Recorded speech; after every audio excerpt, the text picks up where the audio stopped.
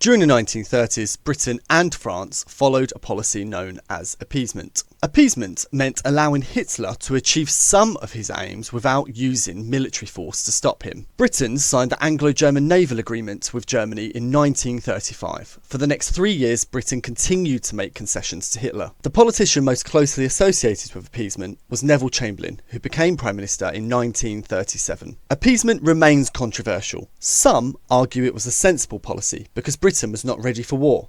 Others argue it encouraged Hitler and allowed Germany to become too powerful. In this video, we'll outline the arguments for appeasement and the arguments against appeasement. First, the arguments for appeasement. You'll be able to follow along using the navigation bar at the top of this video.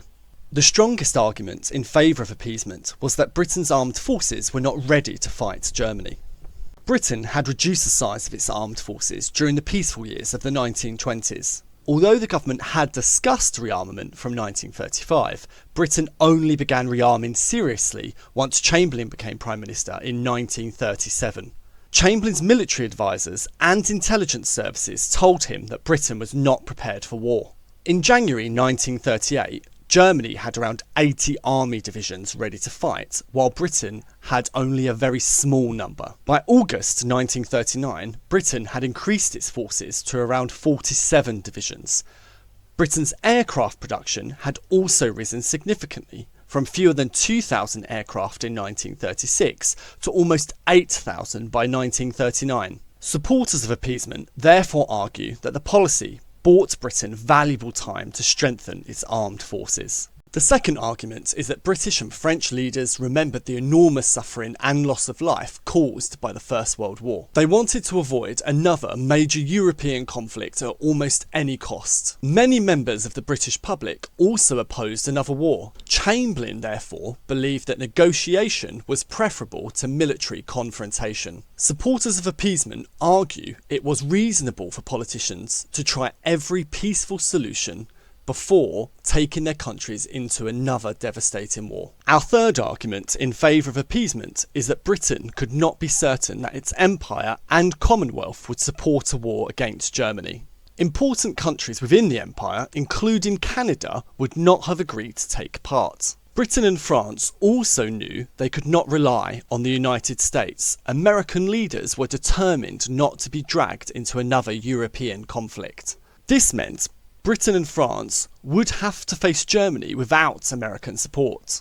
Therefore, supporters of appeasement argue that Chamberlain had to consider whether Britain could successfully fight Germany without reliable international allies. The fourth argument is that Britain and France were still suffering the effects of the Great Depression. Both countries faced large debts and high unemployment. Their governments believed that dealing with these domestic problems was a greater priority than spending enormous amounts of money preparing for war.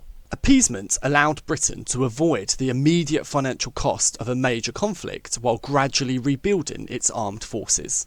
The fifth reason for appeasement is that some of Hitler's complaints seemed reasonable. Many people in Britain believed that the Treaty of Versailles had treated Germany unfairly.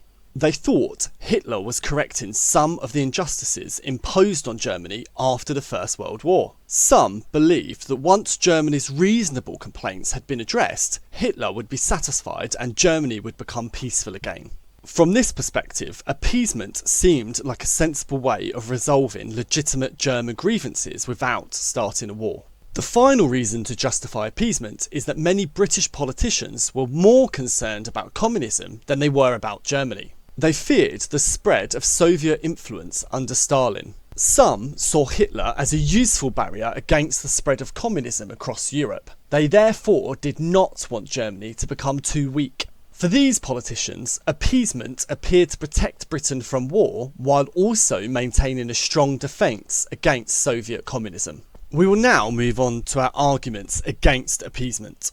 The main criticism of appeasement is that it encouraged Hitler to become more aggressive. Each time Hitler achieved one of his aims without being stopped, he became more confident. He was encouraged to take greater risks and make increasingly serious demands. Critics argue that Britain and France should have confronted Hitler earlier when Germany was weaker and might have backed down.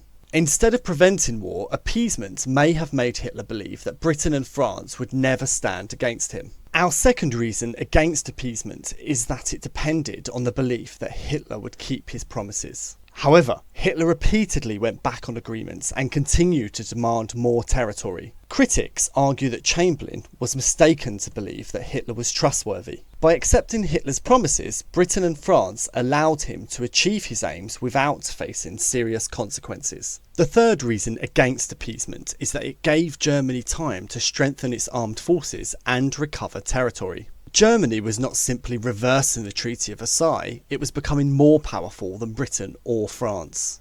Although Britain used the period to rearm, Germany continued to expand its military strength. By August 1939, Germany had around 130 army divisions ready to fight, compared with approximately 47 British divisions. Critics therefore argue that appeasement gave Hitler valuable time as well as Britain. When war eventually began, Germany was in a much stronger position than it had been earlier in the 1930s. The fourth reason against appeasement is that it damaged relations between Britain, France and the Soviet Union. Hitler made no secret of his plans to expand eastwards. However, Britain and France appeared unwilling to stand in his way. This made the Soviet Union fear that the Western powers would allow Hitler to expand into Soviet territory. Appeasement, therefore, sent the message that Britain and France could not be relied upon to resist German aggression. The final criticism of appeasement is that it came at the expense of smaller countries. Britain and France made decisions that affected Czechoslovakia without fully protecting the interests of its people. Critics, therefore, describe appeasement as a betrayal of Czechoslovakia. Rather than stopping aggression, Britain and France allowed Hitler to gain territory from another country. Appeasement can be defended as a realistic response to Britain's difficult position. Britain was not ready for war. Its armed forces needed time to rearm. Public opinion opposed another conflict. The United States would not help, and support from the British Empire was uncertain. Chamberlain genuinely believed that negotiation was the best way to preserve peace. He did not see appeasement as cowardice, but as the only practical policy available to him. However, appeasement also involved serious risks. It encouraged Hitler to take greater risks, placed too much trust in his promises, allowed Germany to grow stronger, and it alarmed the Soviet Union. Although appeasement gave Britain time to prepare for war, it also gave Germany time to become much more powerful. The key debate is therefore whether appeasement was the right policy at the time or the wrong policy when judged with hindsight.